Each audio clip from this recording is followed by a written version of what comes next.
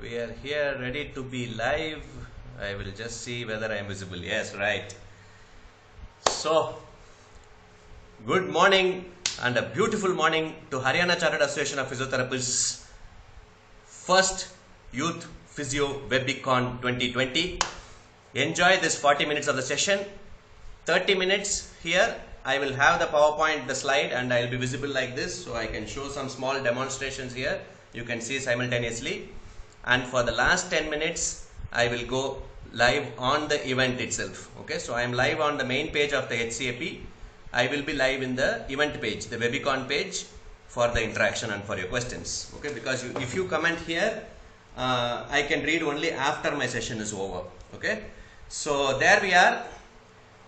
Muscles which are contracting, fascia which is controlling, protecting, and also connecting multiple muscles. Okay, because fascia is present everywhere in the body, and you see that epimysium, perimysium, endomysium, all are fascia. Tendon is a fascia, deep fascia only, and the periosteum is also fascia. Peritoneum is fascia, pericardium is fascia, meninges are fascia. Okay, you can't separate the fascia out of our body because it is there with everywhere. There is no part in the body which is without the fascia, including nerves, because they have connective tissue layers like epineurium, perineurium, endoneurium. That is also fascia. Okay, so muscle and fascia has a close interrelationship. I always tell muscle is like a boyfriend and fascia is the girlfriend. Why? Because muscle is flexible. You can stretch origin to insertion. Okay, it moves. Fascia not flexible. Very very difficult to manage. Okay, but it moves in all directions. It has lot of freedom, but you cannot elongate the fascia. Okay, so muscle and fascia, they always its relationship is very wonderful, and this is like rigid and this is like flexible, so they should have what is called as tensegrity. Tensegrity is the word for integrity of the tension, because this creates a passive tension, fascia. Muscles create active tension. Okay, so both the tension should be coordinated so that the myofascial functioning will be normal. And then the next one, myofascial pain arises in all of us. First and foremost, the first structures to get injured or they respond to any kind of an abnormal mechanics is the muscles. Okay, always. Unless we land with a sudden road traffic accident which leads to a fracture of the bones, or heavy combat sports injuries where you get a dislocation, injury of the joints or the ligaments. Okay, otherwise every time it's always the muscles. Acute injury of muscles is called as a sprain. Okay, that means I turn my neck and I get a catch. Okay, that is sprain, SP. Okay, P for peacock. And if I am looking at someone who is nice to see, okay, for half an hour I am just looking like this. After that the person walks and goes, so I am seeing like this. After that I return, pain is there. That means I was looking for half an hour. After that the pain comes. That is strain, STRAIN.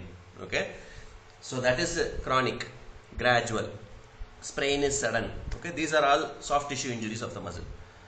But other than this, muscles can go for multiple injuries.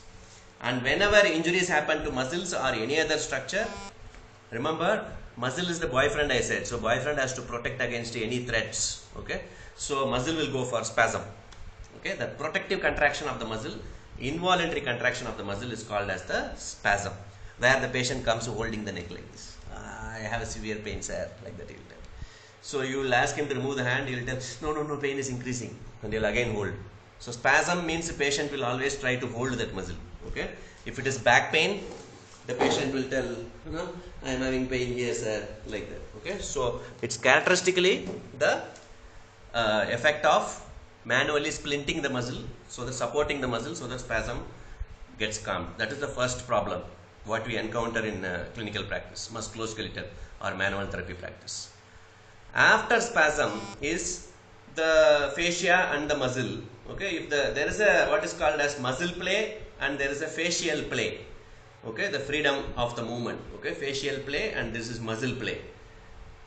These are totally different because muscle origin to insertion. Okay, insertion to origin. Only they can work like this. Muscle works at the insertion in open kinetic chain. Muscle works at the origin in a closed kinetic chain, okay, where my hand is supported and then I am doing a push-up, okay. So this is a origin moving towards insertion. So origin is moving. But here biceps we have insertion moving towards the origin, okay. So this is open kinetic where insertion is moving. This is closed kinetic which is origin is moving, okay. So muscles can have that direction change, but it is only between origin and insertion. Fascia everywhere, any direction it can move.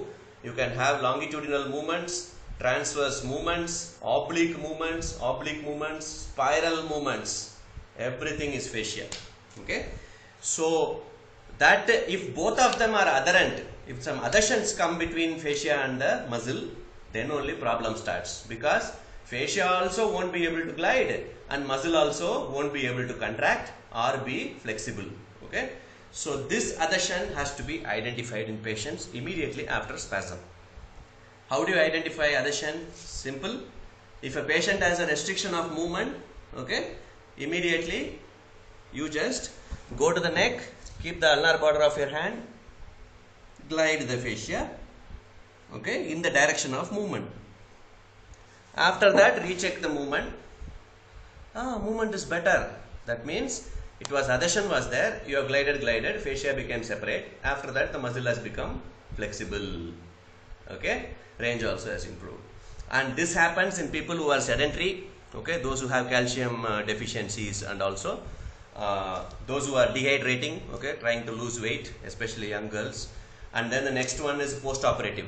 If there is a surgery or a scar is there, definitely it will create adhesions, and we need to improve that, what is called as the myofascial play, okay, the muscle and the fascia play differently. So that is second dysfunction of the myofascial tissues after spasm is adhesions. Third is fascia is normal, okay, but the muscle, because of shortened position, you have just kept it in shortened position for a long time, so the muscle has become also adaptive shortening, or what is another commonly clinically called as tightness, okay. So tightness of muscle, what will happen?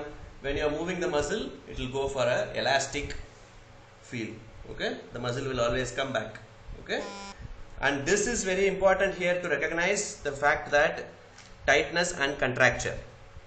Tightness is shortening of the muscle, okay, that is tightness. But if fascia is tight, it is called as contracture. I said fascia is rigid, okay, you cannot stretch the fascia.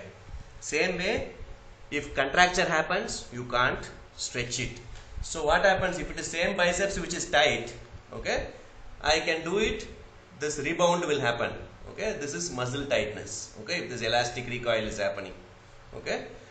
But at the same time, if it is biceps contracture, what will happen is there won't be any rebound, okay, you just push it, nothing will happen. If it is tightness, you push it, it will come back, okay, that stretch reflex of the muscle, so that will come back. But contracture, it will not come, because the contracting or the elastic fibers of the muscle is replaced with non-elastic fibrous tissue, okay, muscle also and fascia also has become tight, okay. That is when you say fibrosis and then contractures. So these are advanced myofascial dysfunctions. So 4 categories. One is spasm, okay, another is adhesions, and then third is tightness, and fourth is contractures and fibrosis, okay. So any of the situations we can encounter in clinical practice, and patients can develop pain in the muscles usually at the end of the day, okay, because of overuse, and one particular location they can have more pain than the other locations. What is that location? The location where the nerve enters the muscle, which is called as neuromuscular junction or motor point, okay. So if it is upper trapezius, that means C7 and acromion, okay, between that exactly midline. So here when you palpate, you will find the, what is usually we find is actually, instead of the fibers being normally like this, you will find the normal fiber is here, normal fiber is here, in between you will find a hard band, okay, called as palpable taut band, okay, you will find this. And on that hard band, when you are actually forcefully palpating, okay, patient will tell, Okay, jump sign. Okay, second one. So first one is palpable taut band. Okay, this one, and next one is when you palpate is the jump sign. Okay, third is when you are continuing to palpate, the patients will tell, pain is increasing. Yeah. Here also it is paining.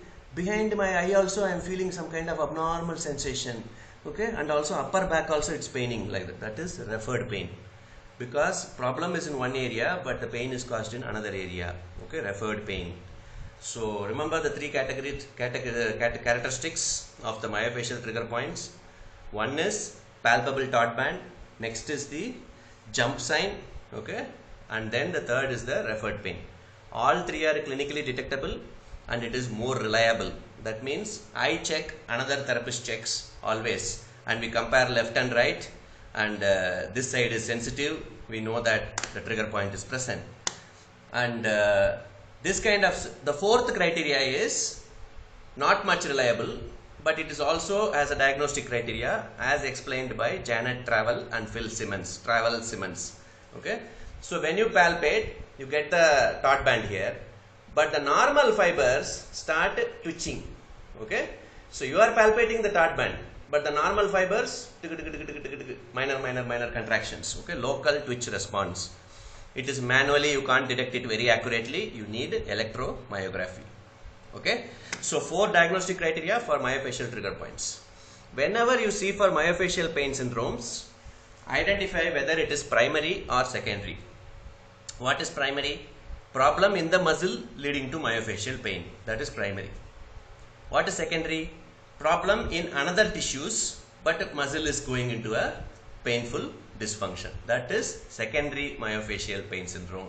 Okay, so either way patient tells pain in the muscle, and most of the times trigger points are shown with one finger. Okay, usually that area where there is more pain, and another is referred pain is shown with the palm. Okay, tracing on the part. Okay, and if it is associated nerve entrapments, because usually we get like piriformis syndrome and then sciatic nerve entrapments, okay, with myofascial pain syndrome. If that is the case, patient will, even pectoralis minor syndrome, okay, it will affect the distal part of the plexus. Okay, so there the patient will tell pain is here. Okay, the finger will be traveling, so you know that it is neural. Okay, identify the vascular problems, whether it is arterial or venous problem, by elevating the upper limb. Okay, if it relieves, then it is venous. Elevated position is aggravating, means arterial. Okay, and also the temperature of the part, you know, you have vascular many identifiers. Why? Because you have to treat the patient in that particular position of relief. Okay, so that's why you should know whether it is the arterial problem which is causing the myofascial pain or the venous problem which is causing the myofascial pain, because both can cause. And the muscle which is tight also, the length is short. Okay, this is resting length, muscle will be normal. But if it is shorter length, muscle won't be moving much because of active insufficiency. Muscle is already short, so it cannot activate further, it will be weakened. And then another one, this is shortened muscle. Next is, this is optimal length. Imagine a lengthened muscle. Okay, that also cannot contract effectively because they are too far to glide. Okay, the sliding filament theory. This situation happens in pectoralis minor if there is a tender point or a trigger point. It's because of protracted scapula, where there is a shortened muscle, so develops trigger point. And the same situation happens because of the protracted shoulder at the rhomboids or the middle trapezius, which is lengthened. Okay, so some patients will complain of trigger points anteriorly, and others whereas they will have trigger points posteriorly. Okay, so those muscles which are lengthened and they develop trigger points require eccentric training. Okay, those muscles which are shortened and having trigger points, you have to release, and then you have to just, what you say is optimal strength that is there is functionally better. You don't have to strengthen much because they have the chance of overactivity and becoming tight. Okay, so antagonist is more important in that.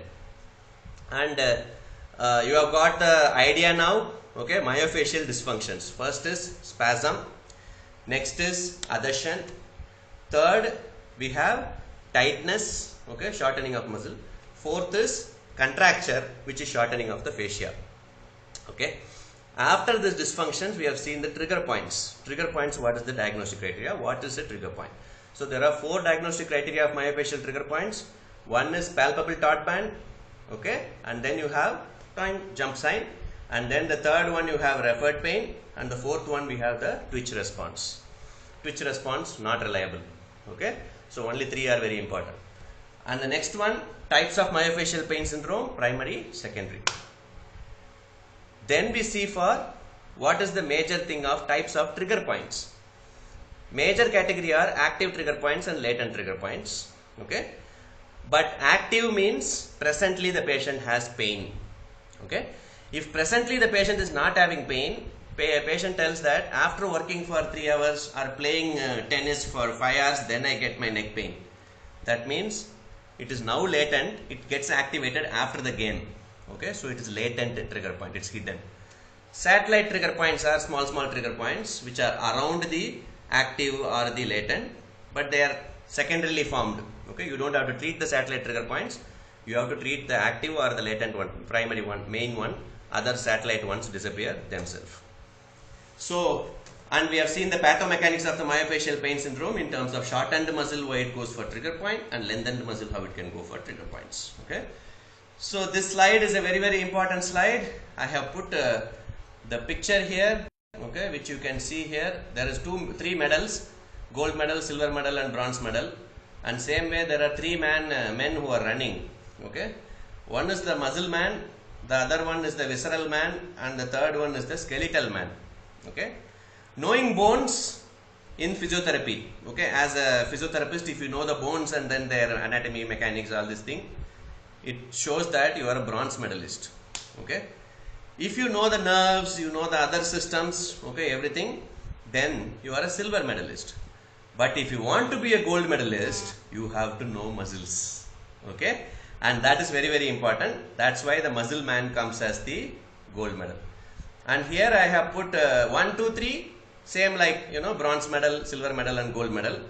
Coincidentally, today this lecture is my SPK 1, 2, 3, okay. That means it is like in India we have a tradition